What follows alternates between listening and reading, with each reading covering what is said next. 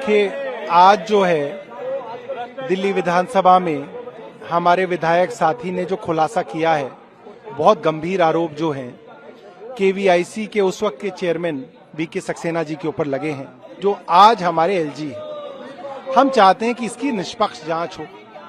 क्या कारण थे कि कैशियर्स को कहा गया कि ये पैसा चेयरमैन साहब का है, और उस अकेली ब्रांच में जो केजी ब्रांच है 22 लाख रुपया जो पुराने नोट थे वो नए में बदले गए। और ये कोई मौखिक बात नहीं, लिखित में हेड कैशियर के बयान है।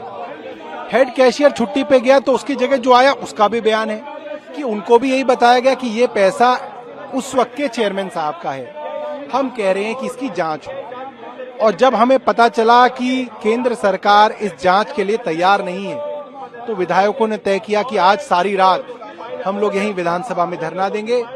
शाम को 7 बजे गांधी जी की प्रतिमा के नीचे कैंडल लाइट करेंगे और गांधी जी से भी प्रार्थना करेंगे, क्योंकि उनका जो पूरा का पूरा जिंदगी थी उसके अंदर बहुत बड़ी अहमियत थी खादी की। और खादी विलेज इंडस्ट्रियल कमीशन में अगर इतना बड़ा भ्रष्टाचार हुआ है तो गांधी जी की आत्मा को भी आज बहुत ठेस पहुंची होगी। तो गांधी जी की प्रतिमा के नीचे आज हम प्रार्थना करेंगे। आज सारी रात यहीं रहेंगे, यहीं गद्दे बिछाएंगे, यहीं सोएंगे, और सुबह जब उठेंगे तो यहीं पे ब्रश करके असेंबली में बैठ जाएंगे। देखिए, आज जो दिल्ली विधानसभा से चौंकाने वाला सच सामने आया, उसने बड़ा आहत किया है। नोटबंदी के दौरान केवीआईसी के जरिए 1400 करोड़ रुपए के पुराने नोटों को नए नोटों में कन्वर्ट करने की एक घोटाले के बारे में हमें पता चला।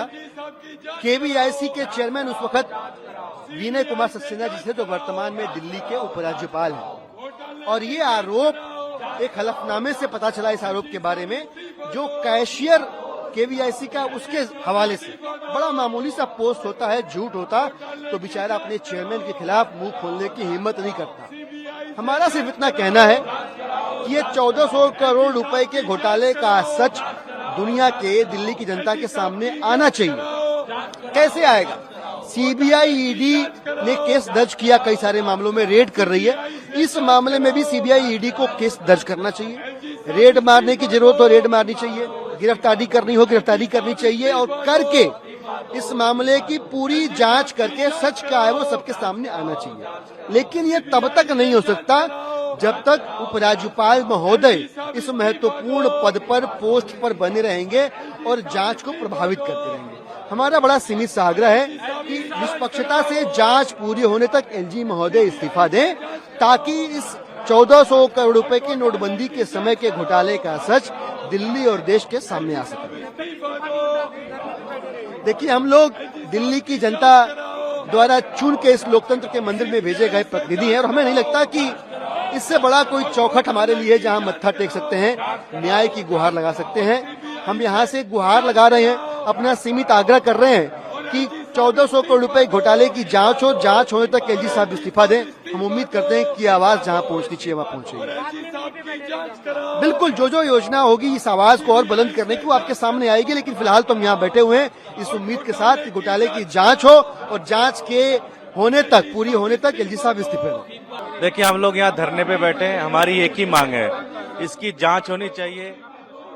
जो हमारे एलजी साहब हैं वो पद से इस्तीफा दे, उनके खिलाफ जांच होना चाहिए। बहुत गंभीर आरोप है और सब सबूत के साथ है, सारे सबूत हैं, और सबूतों में कैशियर्स ने उनके खिलाफ बयान दिया है। उन्होंने बोला है कि उन्हें कहा गया था कि ये चेयरमैन साहब के, एलजी साहब का पैसा है और इसको वाइट करना है, और इस तरह से पूरे के पूरे देश के अंदर किया गया। इसलिए इसकी जांच होनी चाहिए और जांच तक एलजी साहब को इस्तीफा देना चाहिए। अगर जब तक हमारी बातें नहीं मानी जाएगी तब तक हम बैठेंगे यहाँ पे। जो भी होगा हम आपको बता देंगे, लेकिन हम यहाँ से नहीं हटेंगे जब तक